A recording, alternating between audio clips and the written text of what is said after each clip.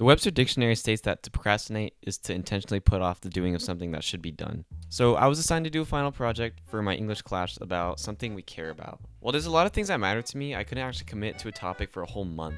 I then realized, what if I did my project on the very thing that was preventing me from doing my project? Procrastination is a problem faced by many. A lot of us tend to procrastinate on things like school assignments, chores, or even simply just getting out of bed in the morning. For this video, I'm going to be mostly focusing on academic procrastination, but like I've shown, it's everywhere. So in this video, I'm going to be answering 3 questions. Why do we procrastinate? What are the consequences of procrastination? And how can we break this habit? Starting off the first question, why do we procrastinate? In order to figure this out, I went out into the jungle of Cal State Long Beach. Why do you procrastinate? I procrastinate because I overestimate how much time I actually have between the due dates, and then it gives me less time to do the work. It's daunting to start something that's going to take a long time, but at the end of the day, the project not started takes the longest. It always feels like it's going to take longer than it will. Definitely because I feel overwhelmed. If I get too many assignments, I don't want to start any of them. Because schoolwork is scary. I get anxious about doing it and the amount of time it'll take to do, which then makes it take longer. Because I just don't feel like doing the work. That's it? Yeah, me too. A lot of us seem to procrastinate on schoolwork because we just don't want to do the assignment, or we think it's gonna take a lot shorter than it actually takes to do it. Personally, I procrastinate because I would much rather spend my time playing Roblox or watching YouTube or scrolling on Instagram Reels for 3 hours, rather than doing some boring school assignment. It's so easy to get distracted in an age where instant gratification is at all our fingertips. When entertainment is so easily accessible, doing schoolwork feels like watching paint dry.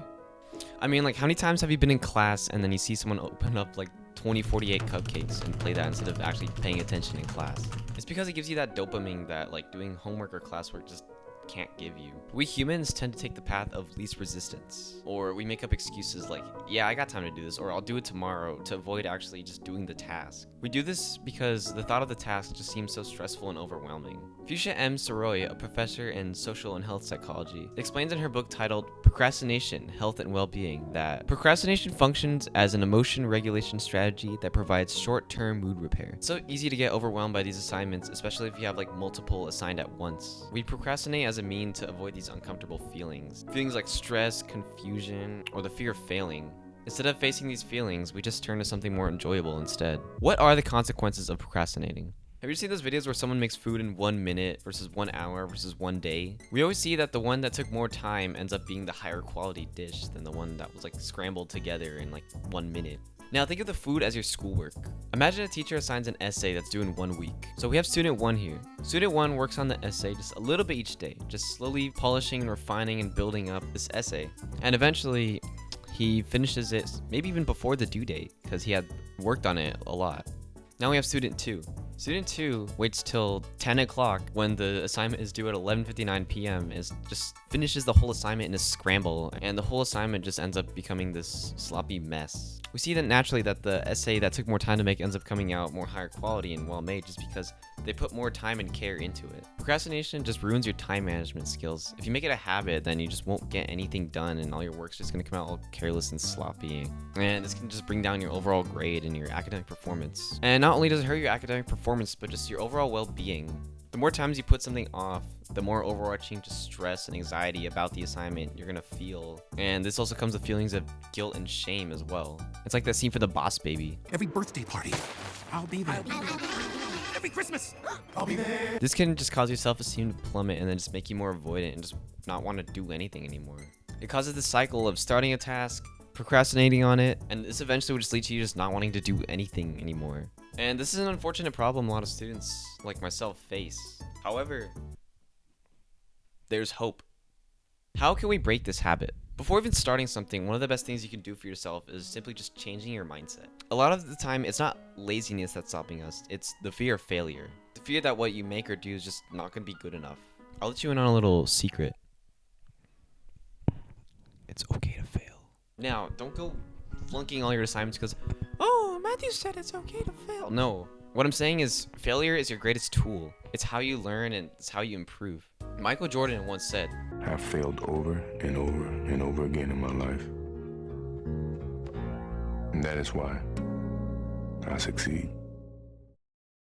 I'm getting goose pimples from that. That was amazing. I just got goose pimples from watching that. Because the real failure doesn't come from doing poorly, it comes from just not doing at all. So get out there and just do. The difference between a master and a beginner is the master has failed more times than the beginner has even tried. So you think once we stop being afraid of failure, everything just gets easier, right? But most of us still just freeze right at the starting line. A lot of us can't even bring ourselves to start a task because it just feels so overwhelming and daunting.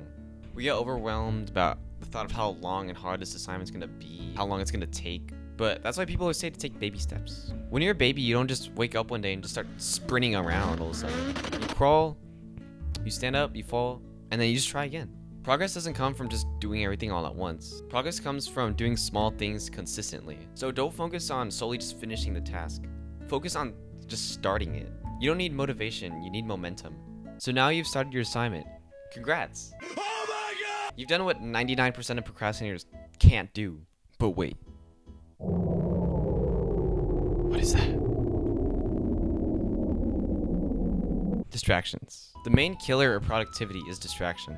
It's so easy to work for 10 minutes and then give yourself a reward by going on your phone, and then only to realize that you've been doom scrolling on Instagram for like 2 hours. And when you realize how much time you've just wasted, you don't even want to go back to doing your assignment anymore. And a great way to stay focused is actually just a change of environment. You'd be surprised at how much more you can get done by simply just changing rooms or going to a place like a cafe or a library or something like that. Because when you're somewhere other than like your bedroom or somewhere comfortable, your brain switches modes. You're not there to relax, you're there to do work. There's even a cafe in Japan solely dedicated to not procrastinating. You go there, you give them the assignment you want to complete or the task you want to finish, and they won't let you leave until you finish your task. They also have people to come in and check on you to make sure you're actually doing your work too. And that ties into another way to not get distracted and stay focused. Accountability. Having an accountability buddy is a great way to stay focused, like having someone like a friend or a classmate or a parent, anyone check on you to make sure you're actually doing your work. You and a friend can make an arrangement where you have to remind them to do their task, and then they can remind you to do your task. And this is a great way to make sure you're both achieving your goals. It's a lot harder to procrastinate when you have someone asking you, hey, are you actually doing it? That moment of accountability is what turns intention into action. And while these are a way to break the habit of procrastination, it's ultimately still up to you. You still have to put in the work and do better. No one's gonna do it for you. So if you struggle with procrastination, just remember this. You're not stupid, you're not lazy, just sometimes our brains get overwhelmed, and that leads to us just not wanting to start something. But realize this, there's not gonna be a right time to start something. Stop waiting for motivation, change your mindset, start small, control your environment, and use accountability to stay on track. Progress doesn't come from doing perfectly. Progress comes the moment you start doing something. It comes from showing up even when you don't want to or it's uncomfortable. So don't wait for the right time. Start now. Your future self will thank you.